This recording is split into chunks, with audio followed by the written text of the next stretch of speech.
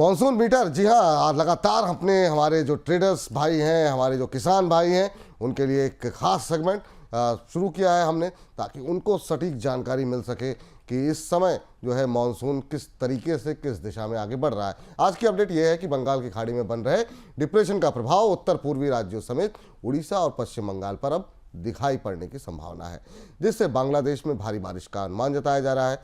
अगले 4 से 5 दिनों तक उत्तर पश्चिम भारत में गरज और तेज हवा के साथ बारिश होने की संभावनाएं हैं।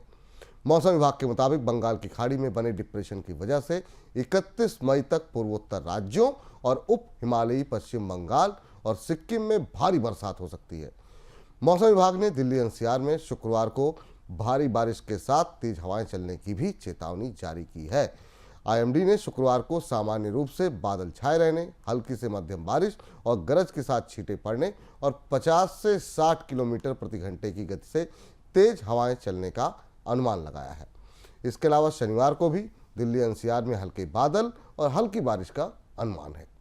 दूसरी ओर मौसम विभाग ने पूर्वोत्तर राज्यों पश्चिम बंगाल, सिक्किम, ओडिशा, बिहार, जम्मू कश्मीर, छत्तीसगढ़, कोंकण, गोवा, मध्य प्रदेश, मध्य महाराष्ट्र, विदर्भ, तमिलनाडु, केरल, कर्नाटक और तेलंगाना में किसानों को खड़ी फसलों और सब्जियों के खेतों में जल निकासी की व्यवस्था बनाने की भी सलाह दी है। तो ये इन इलाकों के किसानों के लिए एक ज़रूरी जानकारी है कि यहाँ पर जो है जो खड़ी फसलें हैं, जो सब्जियाँ हैं, उनके खेतों में जल निकासी की व्यवस्था जो है वो आप बनाने की तैयारी कर लीजिए। यहाँ पर जो है तेज़ बारिश की वजह से ऐसा ना हो कि आपकी फसलों को नुकसान हो। वहीं पश्चिम राजस्थान में फसलों को तेज़ गर्मी और अधिक तापमान से बचाने के लिए शाम के समय हल्की और नियमित सिंचाई की भी सलाह जारी की गई है। तो ये सलाह पश्चिमी राजस्थान के किसानों के लिए है कि वहाँ पर तेज़ गर्मी और अधिक तापमान से बचने के लिए शाम के समय हल्की और नियमित सिंचाई की आप व्यवस्था यहाँ पर करते हुए दिखाई दीजिए। चलिए इस पर जरा इंद्रजीत जी से बातचीत करते हैं। सर, इंद्रजीत जी, आपसे जानना चाहेंगे कि अभी जो खरीफ फसलों की बुआई को देखते हुए मानसून जिस तरीके से आगे बढ़ रहा है, अभी जो अपडेट हमने बताई, क्या कुछ सलाह आप हमारे किसान भाइयों को देंगे? जी, जैसे इस बार मॉनसून हमने देखा है कि लगभग 8 दिन पहले आ चुकी है, 24 मई तक आ चुकी है। और काफी वाइड स्प्रेड भी हो रही है इसका पेस। जैसे साउदर्न पेनिनसुला जो हम बोलते हैं, जैसे लक्षद्वीप, केरला, कर्नाटक, माहे, जो भी ये रीजन्स है, इन सब में ऑलरेडी मॉनसून तो आ चुकी है काफी। इवन महाराष्ट्र में भी, कुछ पार्ट्स ऑफ महाराष्ट्र में भी मॉनसून अभी तक अच्छी खासी चल रही है। और ये उम्मीद है कि नेक्स्ट 1 हफ्ते तक ये लगभग आपका सेंट्रल इंडिया में कवर हो जाएगी। तो इसमें बुआई में थोड़ा बहुत तेजी पकड़ेगी, क्योंकि जनरली क्या होता है कि मिड जून के बाद ही सोइंग के प्रिपरेशंस शुरू होते हैं। क्योंकि उसी टाइम तक जनरली आपका मानसून आता है सेंट्रल पार्ट्स ऑफ इंडिया या साउदर्न पेनिनसुला में। बट इस साल हालांकि जल्दी है, तो लगभग आपका 7 to 10 डेज पहले इस बार सोइंग शुरू हो जाएगी। और ये एक अच्छा फैक्टर भी है, क्योंकि अगर हम आईएमडी का फोरकास्ट भी देखें तो पूरे जून में इवनली वाइड स्प्रेड रेनफॉल दिखाया गया है। जिस वजह से क्या है कि इनिशियली क्या होता था पिछले सालों में कि बारिश तो आ जाती है, लाइक ऑनसेट भी टाइमली हो जाती है, सोइंग भी शुरू हो जाती है, बट उसके बीच जब भी जर्मिनेशन शुरू होता है, बारिश उस टाइम के लिए थोड़ा रुक सी जाती है। बट इस बार क्या है कि जैसे कि इवनली वाइड स्प्रेड है, तो इस बार काफी बेनिफिशियल रहेगा खरीफ सोइंग के लिए। और हालांकि अगर हम देखते हैं सेंट्रल इंडिया में, तो फॉरकास्ट जो है आईएमडी से जून से सितंबर तक का रेनफॉल लगभग अबव नॉर्मल रहेगा। इवन नॉर्दर्न वेस्ट इंडिया में भी नॉर्मल रहेगा, साउदर्न पेनिनसुला में भी अबव नॉर्मल रहेगा, बाकी ईस्ट एंड नॉर्थ ईस्ट में थोड़ा सा बिलो नॉर्मल रह सकता है। तो जिस तरीके का इस बार रेनफॉल का फोरकास्ट है, उम्मीद यही है कि जो पैडी का सोइंग है इस बार बढ़ सकती है, क्योंकि रेनफॉल पर्याप्त मात्रा में मिलती रहेगी। मक्के की बुआई बढ़ेगी, क्योंकि एक तो रेनफॉल भी है, दूसरा है कि प्राइसेस भी लिक्रेटिव है।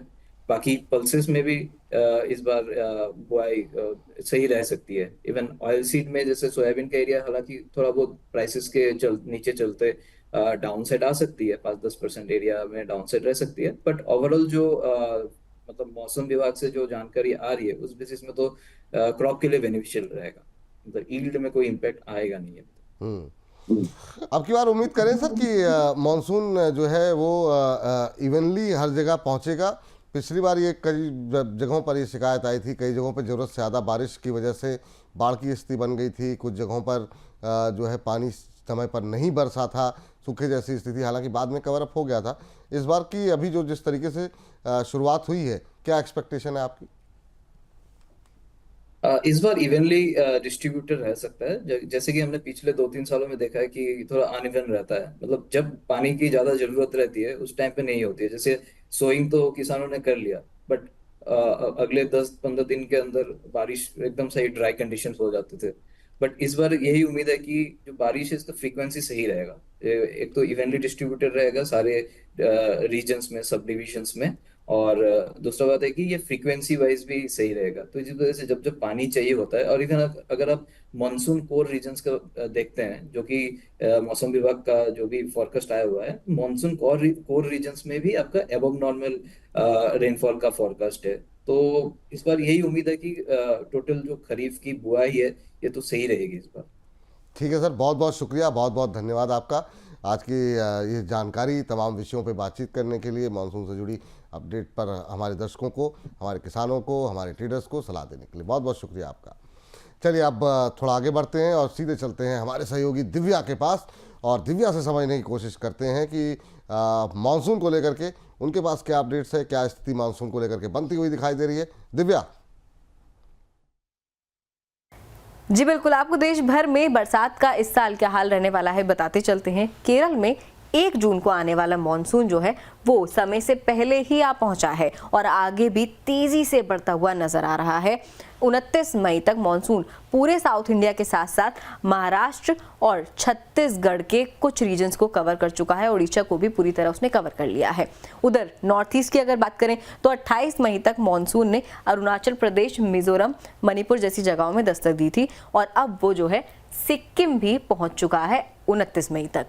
इसके बाद अगर बात करें तो पूरे भारत को जो है मॉनसून बहुत जल्द इस बार कवर कर लेगा, ऐसे अनुमान लगाए जा रहे हैं। मॉनसून विभाग ने पहले ही कह दिया है कि इस साल मॉनसून सीजन के दौरान सामान्य से ज्यादा बरसात होने के चांसेस हैं। वहीं बंगाल की अगर बात करें तो बंगाल में चक्रवात बनने की संभावनाएं जताई जा रही हैं। ओडिशा की भी कई डिस्ट्रिक्ट्स में इसके चलते ऑरेंज अलर्ट जारी कर दिया गया है। इस बार मॉनसून कोर जोन में मध्य प्रदेश, छत्तीसगढ़ और इन सबके आसपास के इलाके, इसके साथ ओडिशा और महाराष्ट्र को भी रखा गया है, जहां पे बरसात ज्यादा होने के चांसेस नजर आ रहे हैं, जो इस बार मॉनसून के कोर जोन है, यानी कि यहाँ सामान्य से ज्यादा बारिश होगी। मौसम विभाग ने कहा है कि अगले 1-2 दिन में मॉनसून पश्चिम बंगाल, बिहार के कुछ हिस्सों में भी पहुंचता हुआ नजर आ सकता है।